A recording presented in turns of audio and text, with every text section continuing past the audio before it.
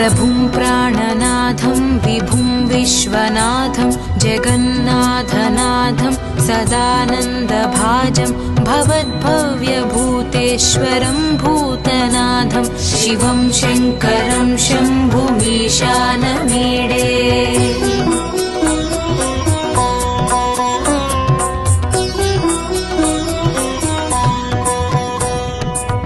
गळेरुण्डमालं तनौ सर्पजालं महाकालकालं गणेशादिपालं जटाजूटगङ्गोत्तरं गैर्विशालं शिवं शङ्करं शम्भुमीशानमीडे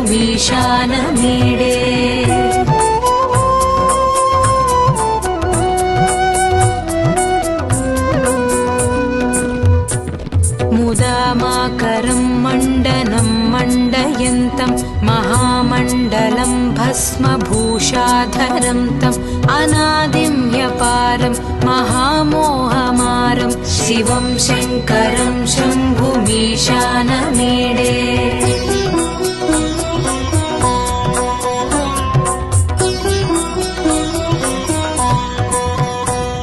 वटाधो निवासं महाटाट्टहासं महापापनाशं सदा सुप्रकाशं गिरीशं गणेशं सुरेशं महेशं शिवं शङ्करं शम्भुमीशानमीडे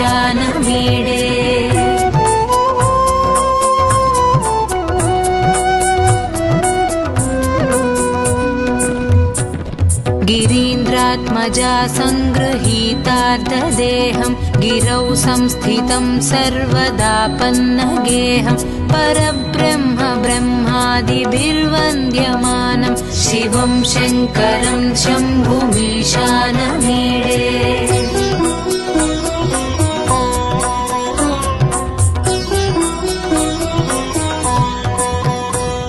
कपालं त्रिशूलं कराभ्यां दधानं पदाम्भोजनं रायकामं ददानं बलिवर्धमानं सुराणां प्रधानं शिवं शङ्करं शम्भुमीशानमीडे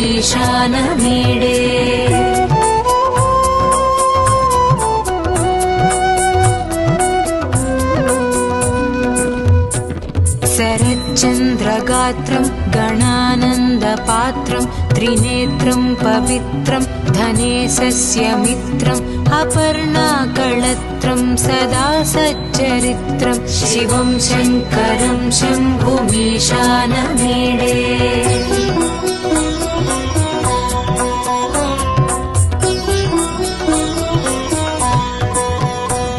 हरं सर्पहारं चिताभूविहारं भवं वेदसारं सदा निर्विकारं श्मशाने वसन्तं मनोजं दहन्तं शिवं शङ्करं शम्भुमीशानमीडे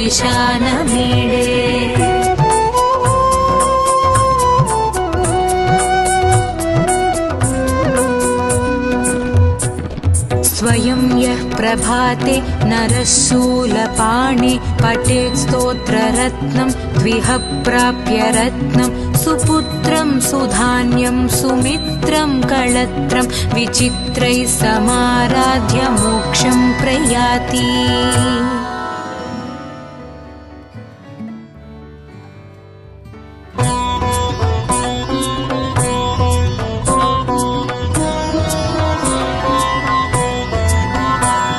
प्रभुं प्राणनाथं विभुं विश्वनाथं जगन्नाथनाथं सदानन्दभाजं भवद्भव्यभूतेश्वरं भूतनाथं शिवं शङ्करं शम्भुमीशानमीडे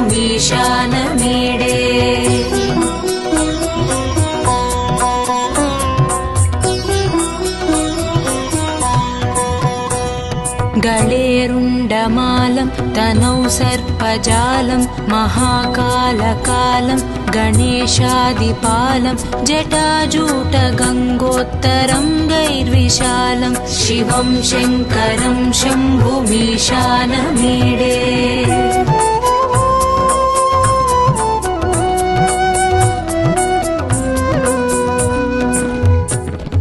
मुदामाकरं मण्डनं मण्डयन्तं महामण्डलं कालं भस्मभूषाधरं तम् अनादिं ह्यपारं महामोहमारं शिवं शङ्करं शम्भुमीशानमीडे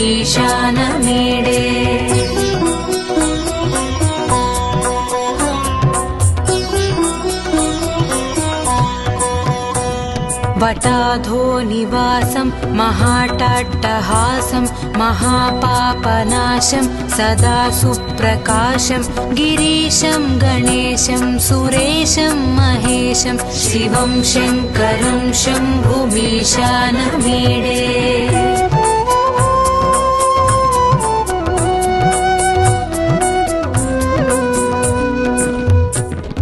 गिरीन्द्रात्मजा सङ्गृहीतार्धदेहं गिरौ संस्थितं सर्वदापन्नगेहं परब्रह्म ब्रह्मादिभिर्वन्द्यमानं शिवं शङ्करं शम्भुमीशानमीडे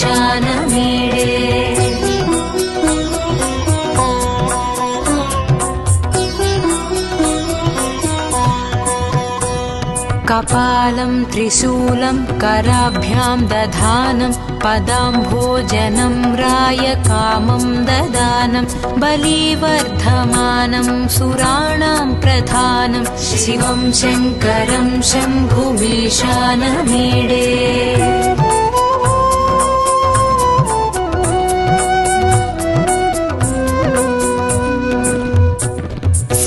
शरच्चन्द्रगात्रं गणानन्दपात्रं त्रिनेत्रं पवित्रं धनेशस्य मित्रम् अपर्णाकळत्रं सदा सच्चरित्रं शिवं शङ्करं शम्भुमीशानमीडे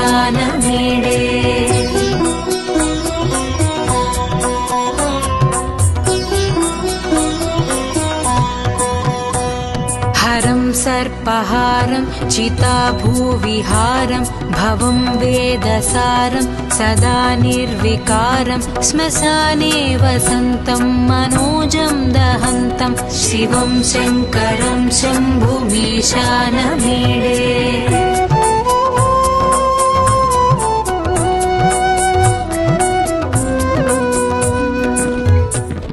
स्वयं यः प्रभाते नरः शूलपाणे पठेत् स्तोत्ररत्नं द्विह प्राप्य रत्नं सुपुत्रं सुधान्यं सुमित्रं कळत्रं विचित्रैः समाराध्य मोक्षं प्रयाति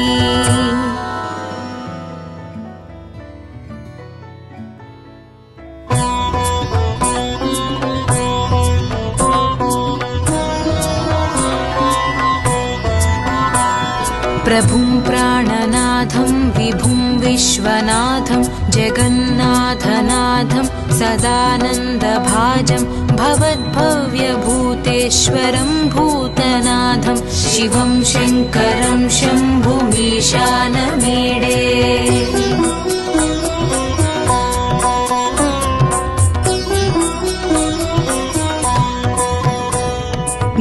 गळेरुण्डमालं तनौ सर्पजालं महाकालकालं गणेशादिपालं जटाजूटगङ्गोत्तरं गैर्विशालं शिवं शङ्करं शम्भुमीशानमीडे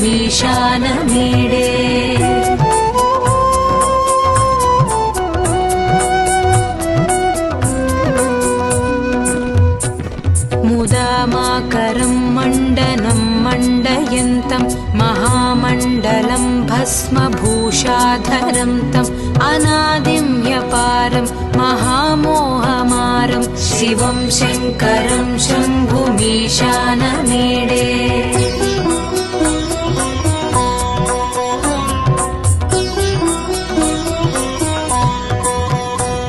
वटाधो निवासं महाटाट्टहासं महापापनाशं सदा सुप्रकाशं गिरीशं गणेशं सुरेशं महेशं शिवं शङ्करं शम्भुमीशानमीडे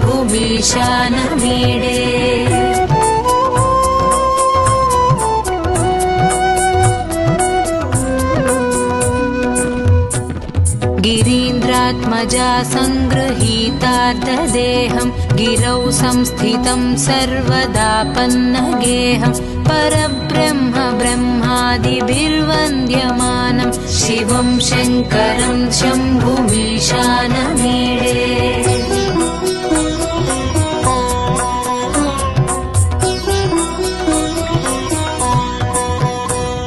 कपालं त्रिशूलं कराभ्यां दधानं पदाम्भोजनं रायकामं ददानं बलिवर्धमानं सुराणां प्रधानं शिवं शङ्करं शम्भुमीशानमीडे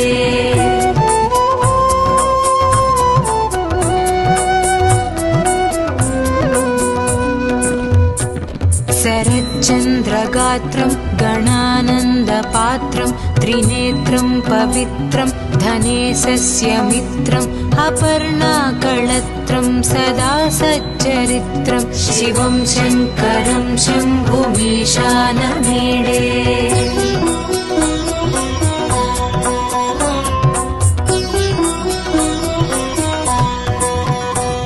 हरं सर्पहारं चिताभूविहारं भवं वेदसारं सदा निर्विकारं श्मशाने वसन्तं मनोजं दहन्तं शिवं शङ्करं शम्भुमीशानमीडे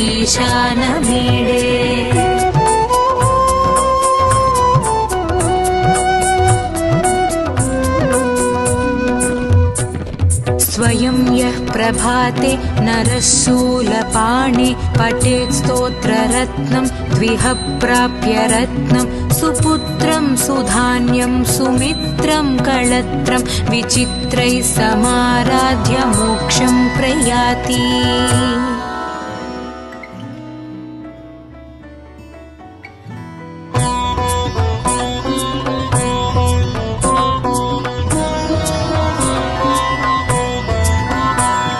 प्रभुं प्राणनाथं विभुं विश्वनाथं जगन्नाथनाथं सदानन्दभाजं भवद्भव्यभूतेश्वरं भूतनाथं शिवं शङ्करं शम्भुमीशानमीडे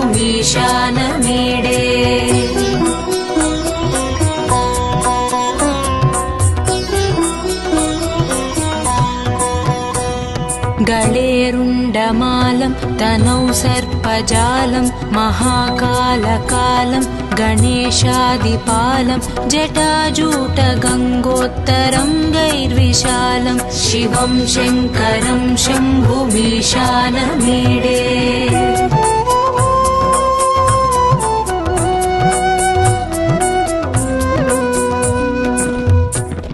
मुदामाकरं मण्डनं मण्डयन्तं महामण्डलं भस्मभूषाधरं तम् अनादिं ह्यपारं महामोहमारं शिवं शङ्करं शम्भुमीशानमीडे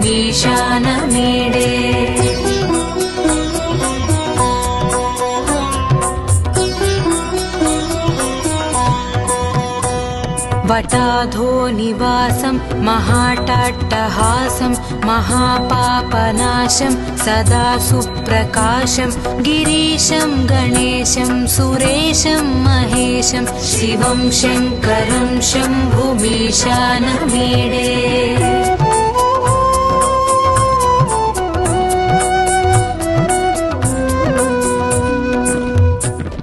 गिरीन्द्रात्मजा सङ्गृहीतार्तदेहं गिरौ संस्थितं सर्वदापन्नगेहं परब्रह्म ब्रह्मादिभिर्वन्द्यमानं शिवं शङ्करं शम्भुमीशानमीडे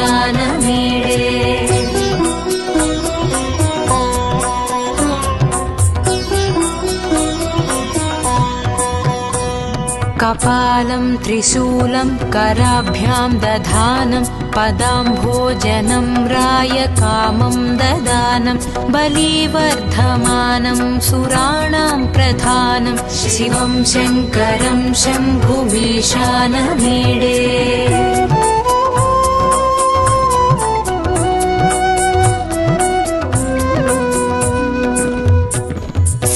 शरच्चन्द्रगात्रं गणानन्दपात्रं त्रिनेत्रं पवित्रं धनेशस्य मित्रम् अपर्णाकळत्रं सदा सच्चरित्रं शिवं शङ्करं शम्भुमीशानमीडे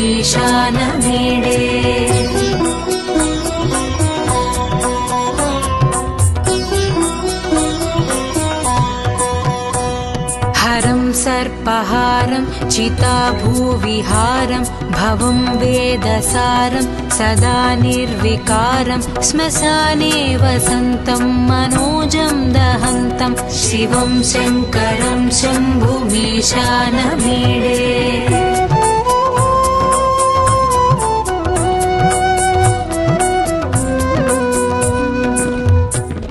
स्वयं यः प्रभाते नरः शूलपाणे पठेत् स्तोत्ररत्नं द्विह प्राप्य रत्नं सुपुत्रं सुधान्यं सुमित्रं कळत्रं विचित्रैः समाराध्य मोक्षं प्रयाति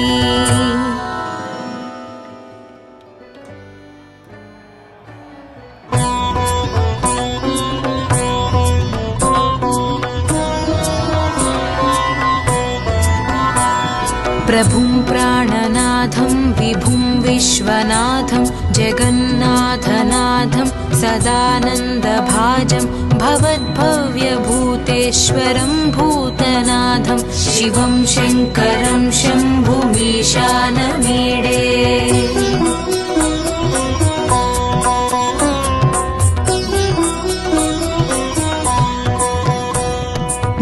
गळेरुण्डमालं तनौ सर्पजालं महाकालकालं गणेशादिपालं जटाजूटगङ्गोत्तरङ्गैर्विशालं शिवं शङ्करं शम्भुमीशानमीडे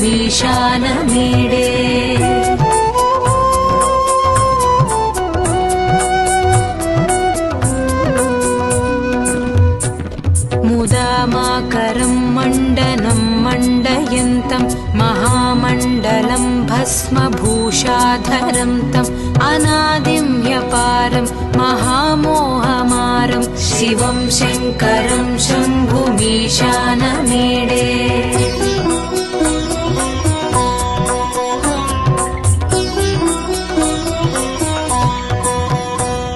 वटाधो निवासं महाटाट्टहासं महापापनाशं सदा सुप्रकाशं गिरीशं गणेशं सुरेशं महेशं शिवं शङ्करं शम्भुमीशानमीडे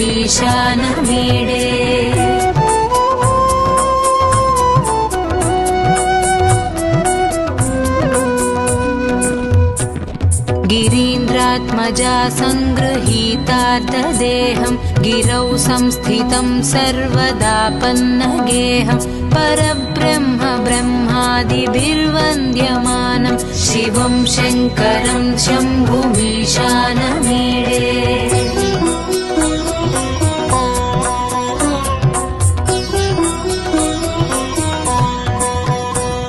कपालं त्रिशूलं कराभ्यां दधानं पदाम्भोजनं रायकामं ददानं बलिवर्धमानं सुराणां प्रधानं शिवं शङ्करं शम्भुमीशानमीडे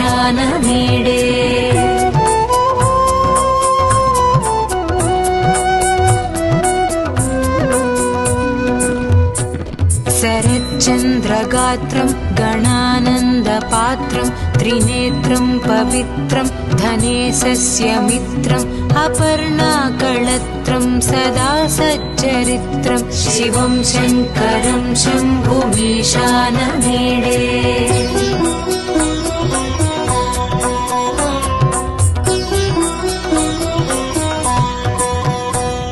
हरं सर्पहारं चिताभूविहारं भवं वेदसारं सदा निर्विकारं श्मशाने वसन्तं मनोजं दहन्तं शिवं शङ्करं शम्भुमीशानमीडे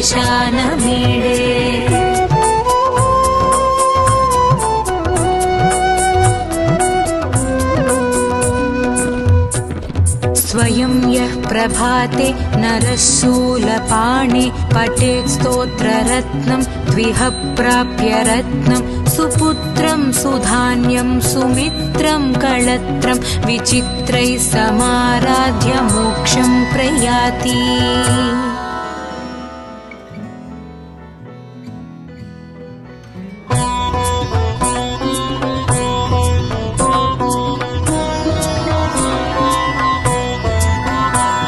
प्रभुं प्राणनाथं विभुं विश्वनाथं जगन्नाथनाथं सदानन्दभाजं भवद्भव्यभूतेश्वरं भूतनाथं शिवं शङ्करं शम्भुमीशानमीडे।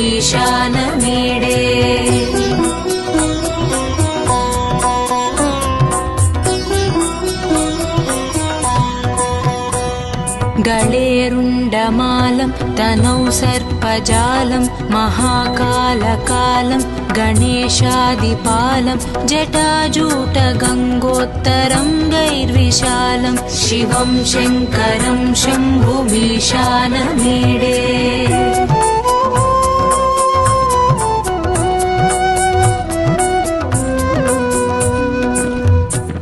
मुदामाकरं मण्डनं मण्डयन्तं महामण्डलं भस्मभूषाधरं तम् अनादिं ह्यपारं महामोहमारं शिवं शङ्करं शम्भुमीशानमीडे।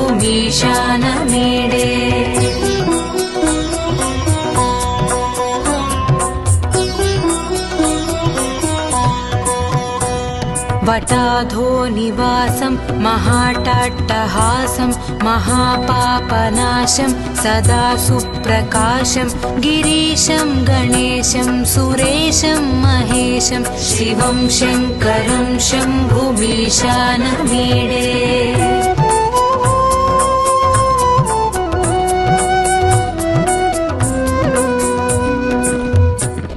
गिरीन्द्रात्मजा सङ्गृहीतार्थदेहं गिरौ संस्थितं सर्वदापन्नगेहं परब्रह्म ब्रह्मादिभिर्वन्द्यमानं शिवं शङ्करं शम्भुमीशानमीडे।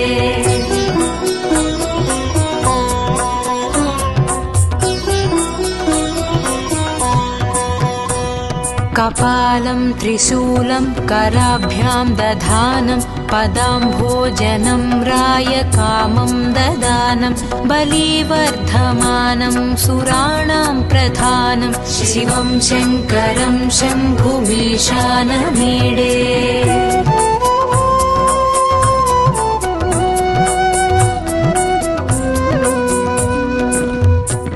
शरच्चन्द्रगात्रं गणानन्दपात्रं त्रिनेत्रं पवित्रं धनेशस्य मित्रम् अपर्णाकळत्रं सदा सच्चरित्रं शिवं शङ्करं शम्भुमीशानमीडे।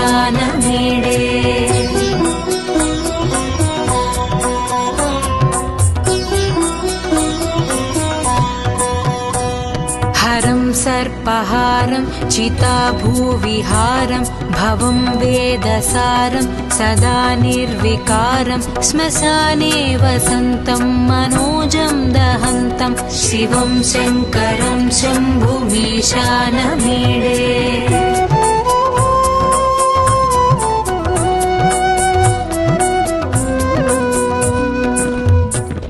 स्वयं यः प्रभाते नरः शूलपाणे पठेत् स्तोत्ररत्नं द्विह प्राप्य रत्नं सुपुत्रं सुधान्यं सुमित्रं कळत्रं विचित्रैः समाराध्य मोक्षं प्रयाति।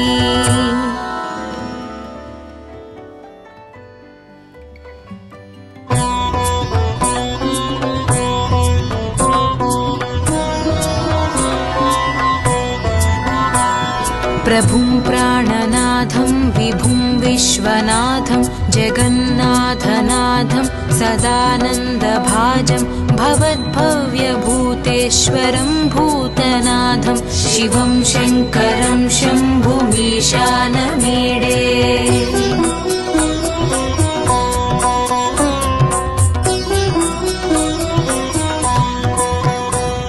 गळेरुण्डमालं तनौ सर्प सर्पजालं महाकालकालं गणेशादिपालं जटाजूटगङ्गोत्तरं गैर्विशालं शिवं शङ्करं शम्भुमीशानमीडे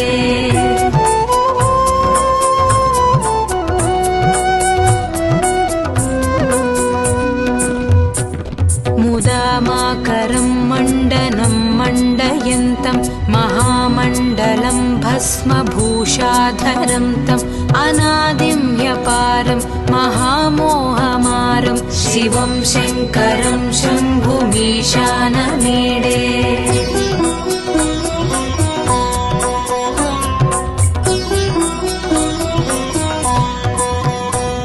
वटाधो निवासं महाटाट्टहासं महापापनाशं सदा सुप्रकाशं गिरीशं गणेशं सुरेशं महेशं शिवं शङ्करं शम्भुमीशानमीडे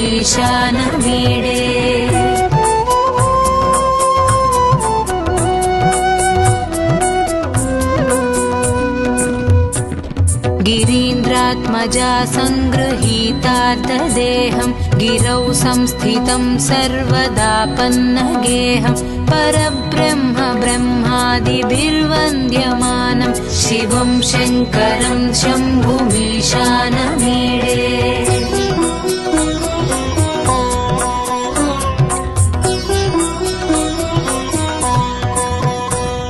कपालं त्रिशूलं कराभ्यां दधानं पदाम्भोजनं रायकामं ददानं बलिवर्धमानं सुराणां प्रधानं शिवं शङ्करं शम्भुमीशानमीडे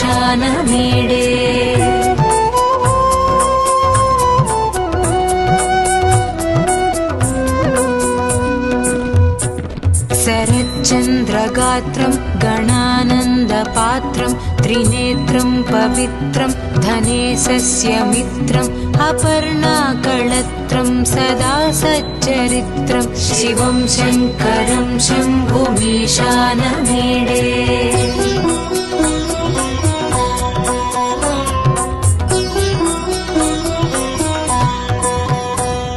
हरं सर्पहारं चिताभूविहारं भवं वेदसारं सदा निर्विकारं श्मशाने वसन्तं मनोजं दहन्तं शिवं शङ्करं शम्भुमीशानमीडे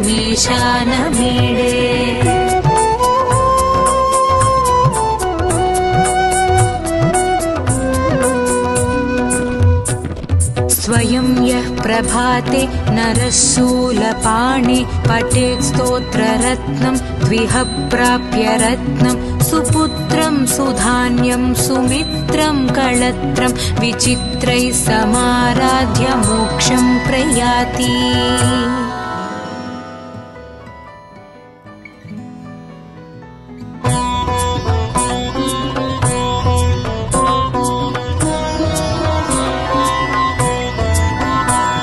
प्रभुं प्राणनाथं विभुं विश्वनाथं जगन्नाथनाथं सदानन्दभाजं भवद्भव्यभूतेश्वरं भूतनाथं शिवं शङ्करं शम्भुमीशानमीडे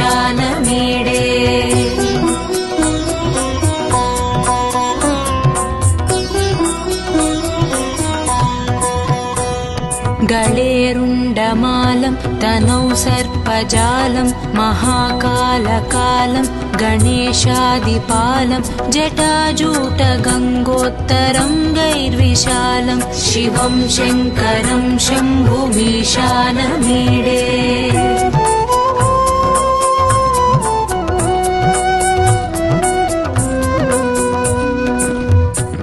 मुदामाकरं मण्डनं मण्डयन्तं महामण्डलं भस्मभूषाधरं तम् अनादिं ह्यपारं महामोहमारं शिवं शङ्करं शम्भुमीशानमीडे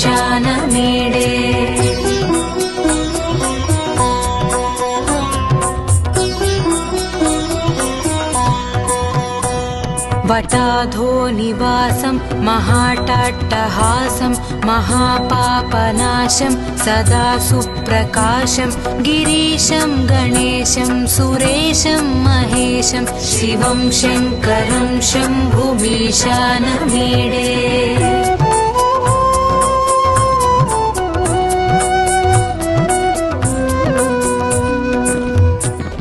गिरीन्द्रात्मजा सङ्गृहीतार्धदेहं गिरौ संस्थितं सर्वदा पन्नगेहं परब्रह्म ब्रह्मादिभिर्वन्द्यमानं शिवं शङ्करं शम्भुमीशानमीडे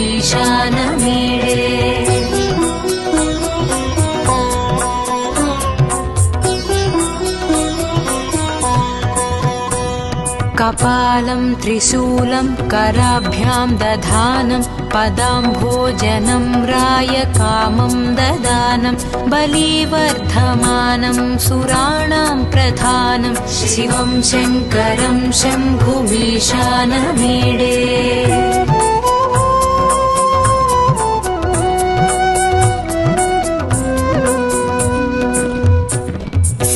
शरच्चन्द्रगात्रं गणानन्दपात्रं त्रिनेत्रं पवित्रं धनेशस्य मित्रम् अपर्णाकळत्रं सदा सच्चरित्रं शिवं शङ्करं शम्भुमीशानमीडे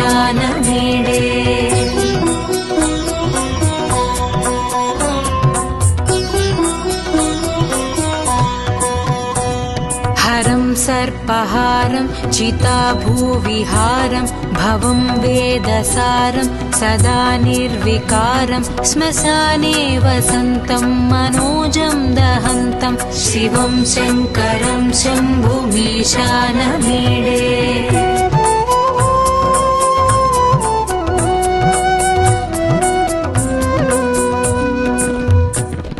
स्वयं यः प्रभाते नरः शूलपाणे पठेत् स्तोत्ररत्नं द्विह प्राप्य रत्नं सुपुत्रं सुधान्यं सुमित्रं कळत्रं विचित्रैः समाराध्य मोक्षं प्रयाति